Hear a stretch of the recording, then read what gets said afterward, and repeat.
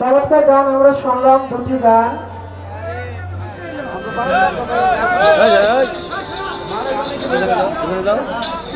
আসলে বারবার বলতেছি এই পাশটা একটু এদিকে আসেন, আপনি দেখেন পিছনে বসেন, দাঁড়ানোর অনেক জায়গা আছে, এই পাশে চলে আসেন।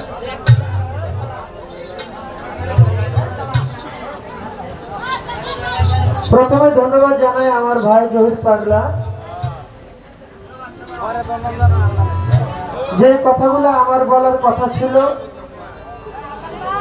যে জবাবটা আমার দেওয়ার কথা ছিল, তা আমার পক্ষ থেকে ভাই জবাবটা দেওয়ার জন্য আমি ধন্যবাদ জানাই। আসলে জবাবটা আমি দিতে পারতাম, দিই না কেন, এখানে আমি আসছি নতুন, মানে আমার জন্য এই স্টেজটা নতুন, আর আমিও চিনি, তো যার কারণে আমি ওইদিকে কিছু বলি নাই। একটা শিল্পী কখন ভালো গান করে, সে যখন সর্ব সাইড দিয়ে একটা হাসি খুশি ভাব থাকবে তখনই কিন্তু গান করা সম্ভব।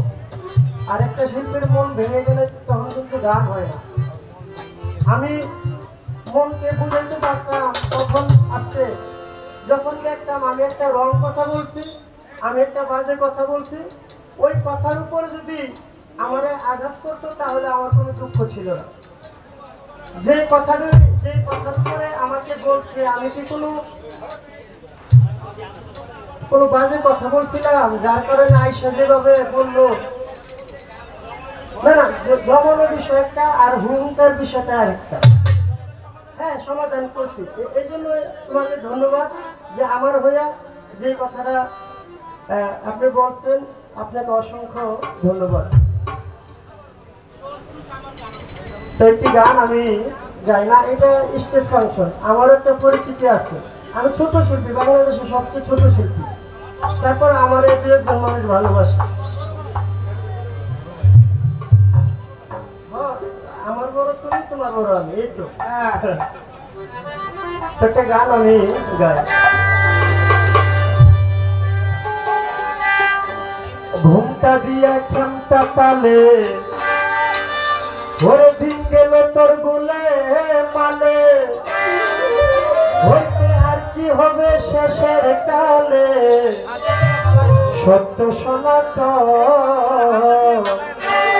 আর কবে হবে সাধুর দর্শন, আর কবে হবে সাধুর দর্শন।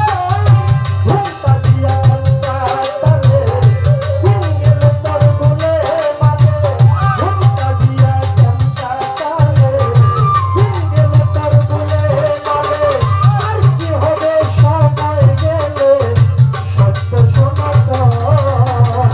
আর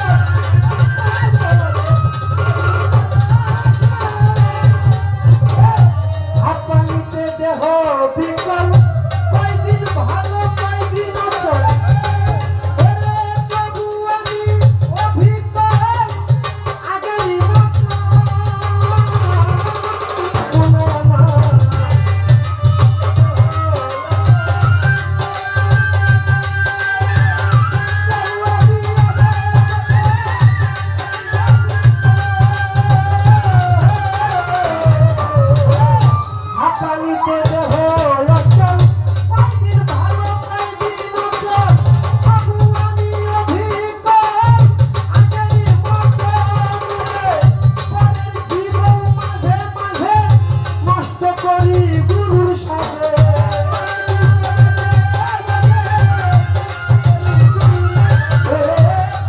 জীবন মাঝে মাঝে নষ্ট করি গুরুর সাথে কেউ কিছু বলে